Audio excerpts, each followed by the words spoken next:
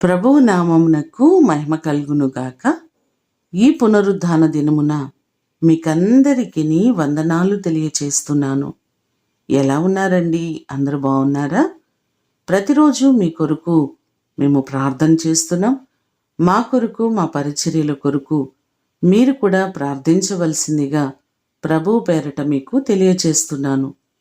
ఈ దినము మిమ్ములను బలపరచు దేవుని మాట.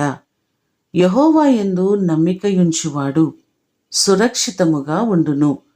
సామెతలు 29వ అధ్యాయము 25వ వచనం. సురక్షితము అనే మాటకు క్షేమము, భద్రత అనే అర్థాలు మనకు కనబడుతున్నాయి. యెహోవా సీనాయి కొండ మీద మోషేతో ఈ మాటలు చెప్తున్నాడు. మీరు కనాను దేశంలోనికి వచ్చిన తరువాత ఒకరినొకరు బాధింపక నీ దేవునికి భయపడవలెను. మీరు ఆ దేశములో సురక్షితముగా నివసించెదరు. ఆ భూమి ఫలించును. మీరు తృప్తిగా భుజించి దానిలో సురక్షితముగా నివసించెదరు అని లేవియాకాండము 25వ అధ్యాయము 19వ వచనంలో మనకు కనబడుతుంది.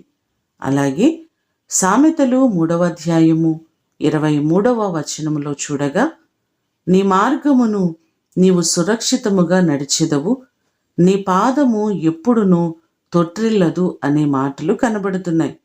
మీరు చేస్తున్న ప్రతి ప్రయాణములలో కాపుదలను ఇచ్చి సురక్షితముగా నడిపిస్తానని ఆయన వాగ్దానం చేస్తున్నారు. మీ పాదము ఎప్పుడునూ కూడా తొట్రిల్లకుండా నిరంతరము కాచి సంరక్షించే దేవుడు ఆయనే. ఈ దినమంతా కూడా మీరు చేస్తున్న ప్రయాణములన్నిటిలో కూడా దేవుడు సురక్షితముగా మిమ్మలను కాపాడి భద్రపరచునుగాక. ప్రార్థన చేసుకుందాం. సకల ఆశీర్వాదములకు కారణభూతుడవైన మా ప్రియ ప్రేమ కలిగిన పరలోకపు తండ్రి, మేము మీ యందు నమ్మికయుంచగా మమ్మలను సురక్షితముగా నడిపించే దేవుడవు. నీ కృపచేత మా ప్రియులెల్లరినీ జ్ఞాపకము చేసుకొని ప్రతి వారిని మీరు దీవించండి, ఆశీర్వదించండి.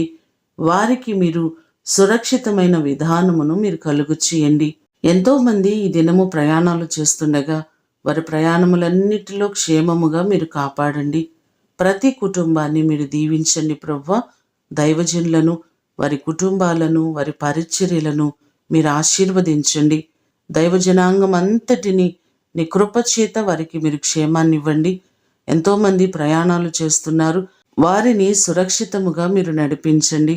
నీ కృపచేత మా సబ్స్క్రైబర్స్ అందరినీ మీరు ఆశీర్వదించి నీ కృపలో మీరు వర్ధిల్ల చేయమని ఈ దినము కొరకు వందనాలు, కృతజ్ఞతలు మీకు తెలియచేస్తూ యేసు నామమున అడిగి వేడుకొని పొందియున్నాము తండ్రి, ఆమేన్.